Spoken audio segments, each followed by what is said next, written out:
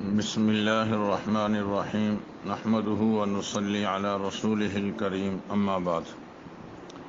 رمضان المبارک کے آخری ایام چل رہے ہیں اور حقیقت یہ ہے کہ اس دفعہ ہر مسلمان کا دل بہت زیادہ دکھیا ہے۔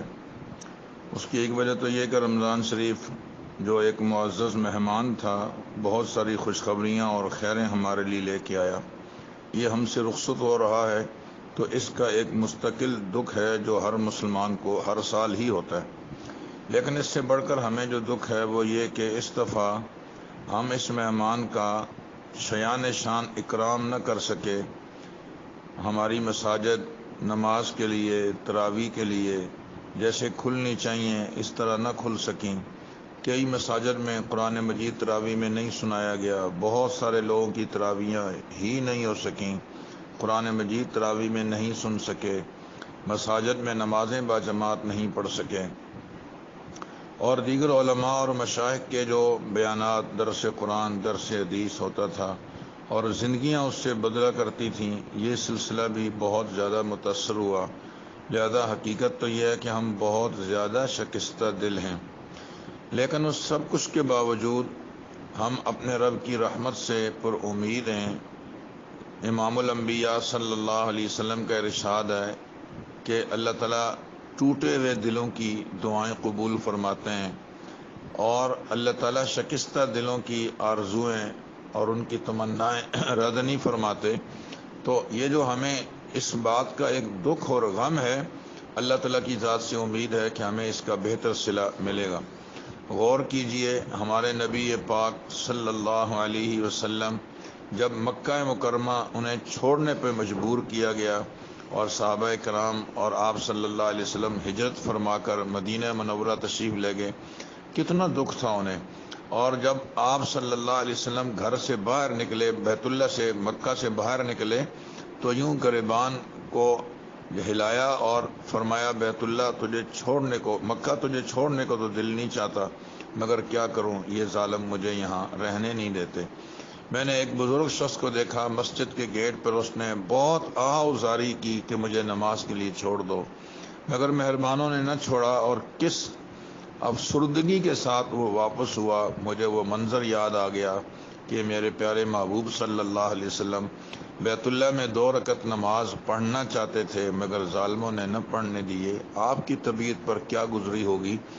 خیر، اس منظر کو بھی ہم نہیں بھول سکتے کہ رسول اللہ صلی اللہ علیہ وسلم 1400 صحابہ کرام کے ساتھ جب عمرے کے لیے تشریف لائے، حدیبیہ کے مقام پر پہنچے، تو صلح حدیبیہ کا واقعہ پیش آیا، اور بہت کوششوں اور چاہتوں کے باوجود ان حضرات کو عمرہ کرنے کی سعادت نہ مل سکی اور یہ عمرہ نہ کر سکے، اور سب نے دم دیا اور پھر وہاں سے واپس چلے گئے۔ بہت ہی عجیب و غریب قسم کی شرائط اس میں طے ہوئیں، اور ان شرائط کو بادل نخواستہ ماننا پڑا۔ حضرت عمر رضی اللہ تعالیٰ عنہ نے فرمایا، یا رسول اللہ صلی اللہ علیہ وسلم، کیا ہم حق پر نہیں ہیں؟ فرمایا بالکل ہیں۔ کیا یہ باطل پر نہیں ہے؟ فرمایا ہیں۔ ہم مر جائیں تو شہید ہوں گے؟ فرمایا بالکل۔ یہ مریں تو جہنم میں جائیں گے؟ فرمایا بالکل۔ پھر ہم اتنا دب کر کیوں صلح کر رہے ہیں؟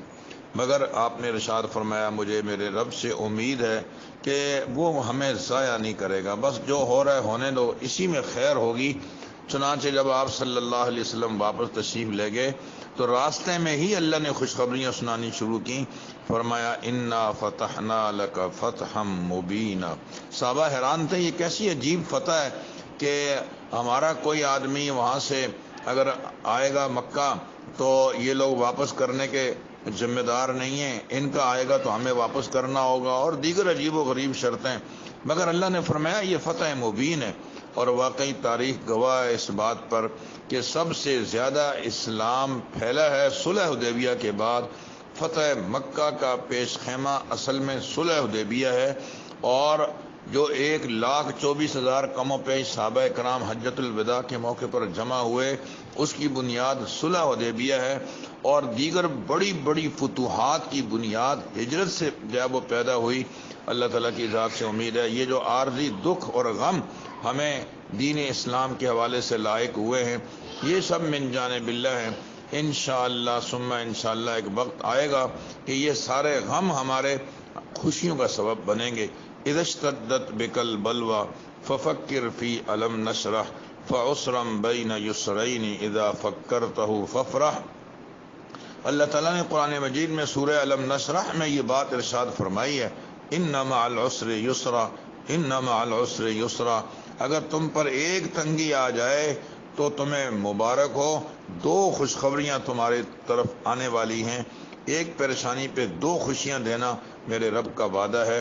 تو ہم مسلمانوں کو چاہیے کہ ایک تو ہم ان حالات پر اتنے دکھیا نہ ہوں کہ ہم یہ سمجھیں کہ جیسے کچھ ہوا ہی نہیں، نہ، میرے رب کی کرم نوازی ہوئی کہ ان نامساعد حالات کے باوجود اس نے الحمدللہ طاق راتوں کی فضیلت ہم سے نہ چھینی۔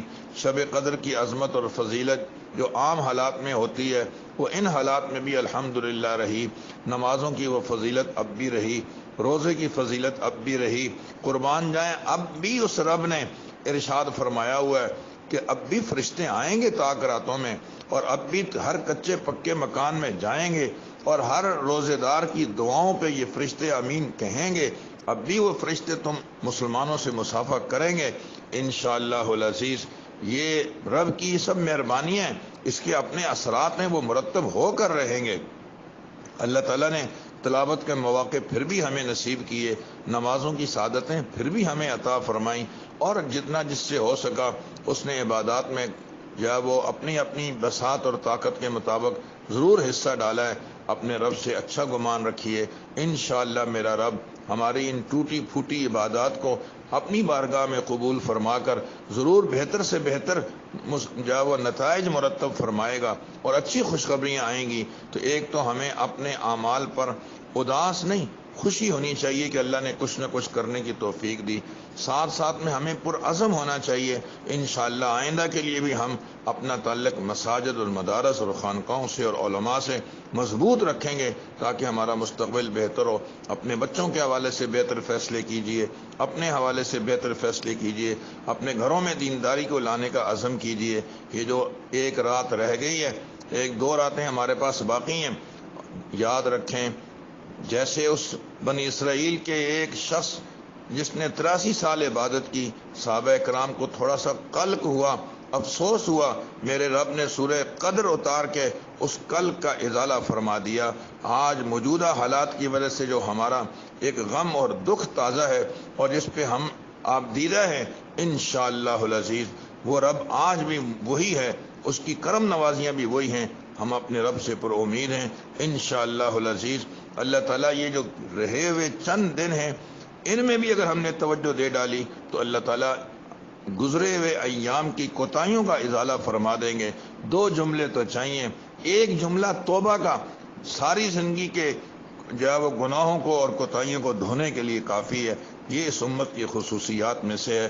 تو ہمیں چاہیے کہ اپنے رب کو منانے کے لیے یہ جو دن ہمارے پاس ہیں اس میں تگ و دو کریں، کوشش کریں، آئندہ کے لیے نیکوکاری کی زندگی گزارنے کی بھی وہ کوشش کی جائے اور عزم کیا جائے۔ دعا ہے کہ اللہ تعالیٰ اس مہینے میں جتنی عبادات کرنے کی اس نے ہمیں توفیق دی اپنی بارگاہ میں قبول فرمائے، آنے والی زندگی کو ہمارے ماضی کا کفارہ بنا دے اور ہم سب کو نیک بنائے۔ وآخر دعوانا ان الحمد للہ رب العالمین۔